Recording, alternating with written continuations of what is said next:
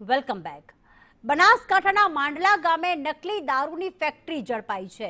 નકલી દારૂ બનાવતી મિની ફેક્ટરી ઝડપાઈ છે કે જ્યાં કેમિકલથી દારૂ તૈયાર કરી અને બ્રાન્ડેડ સ્ટીકર લગાવવામાં આવતું હતું. કેમિકલ મિક્સ કરી દારૂ તૈયાર કરતા હોવાનો પણ ઘટસ્ફોટ થયો છે. આ ફેક્ટરીમાંથી દારૂ બનાવવા વપરાતી મશીનરી પણ કબજે કરવામાં આવી.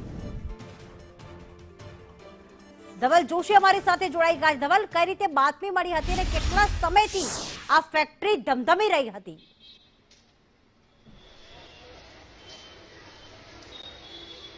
પ્રીતિ, ચોક્કસથી ગાંધીનું ગુજરાત કે જ્યાં દારૂ બનતી છે, પરંતુ આ ગાંધીના ગુજરાતમાં જ ક્યાંક ને ક્યાંક વારંવાર દારૂની રેલમછેલની ઘટનાઓ છે તે જોવા મળતી હોય છે. ત્યારે બનાસકાંઠાના થરાના માંડલા ગામેથી નકલી દારૂ બનાવતી એક મિની ફેક્ટરી છે તે ઝડપાઈ છે. મહત્વની વાત છે કે થરા પોલીસને માંડલા ગામે આ ફેક્ટરી ધમધમતી હોવાની એક બાતમી મળી હતી અને તે બાતમીને આધારે જ થરા પોલીસે ચેલાભાઈ અણદાભાઈ પટેલ નામના એક ખેડૂતના ખેતરમાં ઓચિંતી રેડ કરી અને આ રેડ દરમિયાન આ ફેક્ટરી ધમધમતી જોવા મળી હતી. મહત્વની વાત છે કે બેરલની અંદર કેમિકલ મિક્સ કરીને આ ફેક્ટરીની અંદર દારૂ બનાવવામાં આવતો હતો, એટલે કે નકલી દારૂ બનાવી બ્રાન્ડેડ કંપનીના સ્ટીકર મારીને આ દારૂ છે તે ક્યાંક ને ક્યાંક માર્કેટમાં ઘુસેડવામાં આવતો હોવાની ઘટસ્ફોટ છે તે પોલીસને જોવા મળ્યો હતો.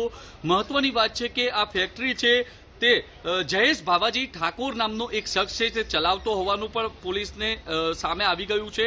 મહત્વની વાત છે કે પોલીસે અત્યારે આ ફેક્ટરીમાંથી જે દારૂ બનાવવામાં વપરાતો જે સાધન સામગ્રી છે તે કબજે કરી લીધી છે. પરંતુ મહત્વની વાત એ છે કે પોલીસ રેડ કરવા પહોંચી તે દરમિયાન આ જયેશ ઠાકોર નામનો શખ્સ કે જે આ મિની ફેક્ટરી ચલાવતો હતો તે ત્યાંથી ફરાર થઈ ચૂક્યો છે.